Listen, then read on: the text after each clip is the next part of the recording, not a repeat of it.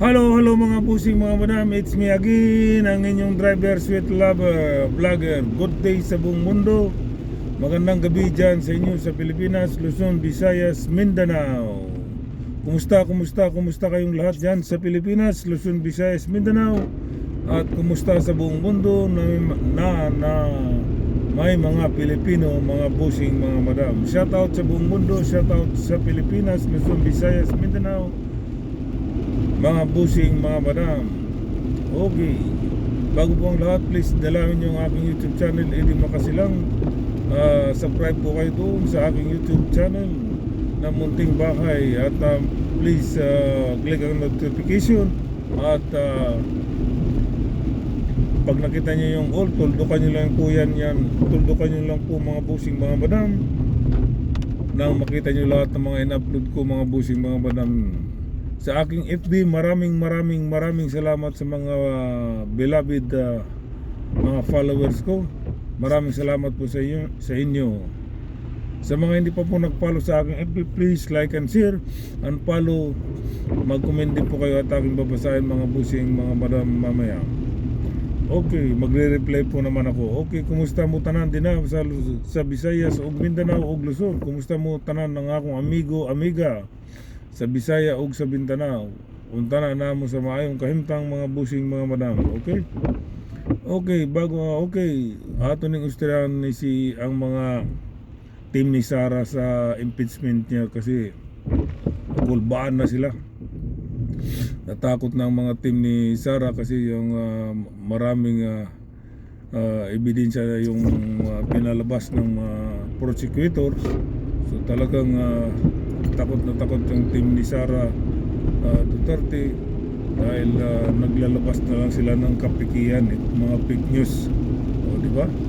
Naglabas nila sila ng fake news kasi yun na lang ang laban nila dahil ang sabi ni Congressman Congressman Luistro ng team ng prosecutor, ang sabi niya hindi kami nilamon ng buhay, yan ay fake news. Diba?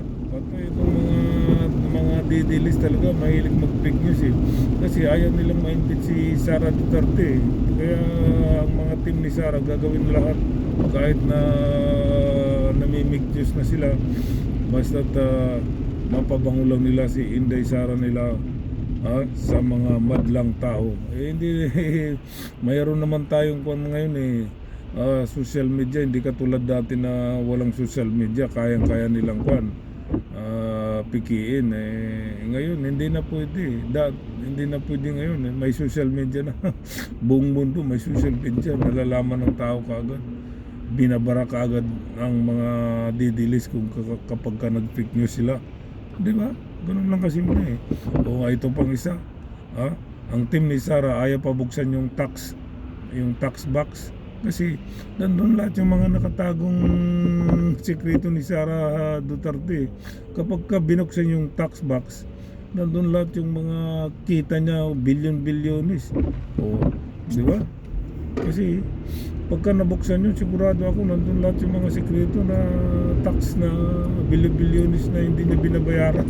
Kaya ayaw pa buksan ni Sara Duterte yung tax box. Yung team ni Sara Duterte, yung defense ni Sara Duterte, team nila yan o, di ba? Kasi kung totoo yan, bakit natatakot si Sara na ayaw pa buksan yung tax box, di ba? Kasi nandun yung mga sekreto ni Sara. Kaya talagang ito kapag binuksan yun, isa sa dahilan yun na sigurado akong ma-impeach si Sara. Kasi nandun lahat mga nakatago di ba mga boss, yung mga madam? Kaya kawawa to si Sara Duterte kapag binuksan yung tax box. Kaya gagawin lahat ng mga defense team ni Sara na hindi mabubuksan yung tax box. Kaya nga ang ginagawa na lang ng mga defense team ni Sara at mga binabayaran nilang didilis, making news na lang, magpipik news na lang. Kasi yun ang totoo, di ba? Mga busing, mga madam, gagawin ko lang. Binabara sila ni Congressman Luistro ngayon Ang sabi ni Congressman Luistro, nilamon daw ng buhay ng buhay ang mga prosecutor, team ni Luistro. Ang sabi ni Luistro, hindi kami nilamon ng buhay, lumalaban kami, nilalaban namin ang katotohanan. May patay ang mga didilis. Tama lang yun na habang maaga pa, binabara ka agad ni Luistro yung mga didilis na namimiki, di ba? So kawawa to si Sara kapag ka ma-impeach ito kasi wala na talaga. Grabing ebidensya na na present ng mga prosecutor. Katakot-takot na ebidensya. Nabalitaan siguro naman, nabalitaan nyo rin na yung sinapak ni Sara Duterte nung mayor pa siya, isa rin sa mga magtestigo. O di patay talaga. Yari talaga. Si Trillanes pa magtestigo. Isa sa mga testigo. Wala na. Kaya talaga si Sara nababali na talaga sa mga ginagawa niya, di ba? Yung mga team ni Sara na yung defense nila, kung ano-ano na lang ginagawa, di ba? Namimiki na lang sila sa mga binabayaran nilang didilis na mga vlogger. Di ba? Kawawa. Kaya kawawa talaga si Sara kapag ito na impeach, wala na talaga. That's it. Bagay, ang mga Duterte, laos na talaga eh. Kaya gumagawa na lang sila ng paraan na para mailigtas nila ang kanilang buong si Sara Duterte, mga busing, mga madam. Kasi wala na talaga eh. Laos na to si Sara eh. Diba mga busing, mga madam? Kaya yung team ni Sara na defense niya, lahat gagawin lahat para lang mailigtas nila si Sara sa impeachment nila. Kaso wala na. Wala na talaga. Wala na talaga. Lalabas na talaga ang totoong baho ni Sara Duterte kapag nandun na sa final impeachment ni Sara ngayong July 6 yata o July 11. Diyan hindi ako nagkakamali, July 6 o 11. Basta nandyan sa dalawang pizza na yan.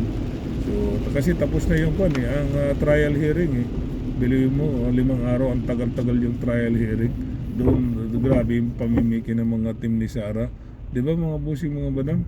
Kaya natapos, salamat sa Diyos, natapos din yung pre-trial na 5 hearing. Sa loob ng 5 hearing na yun ng pre-trial, hindi man lang sumipot si Sara Duterte.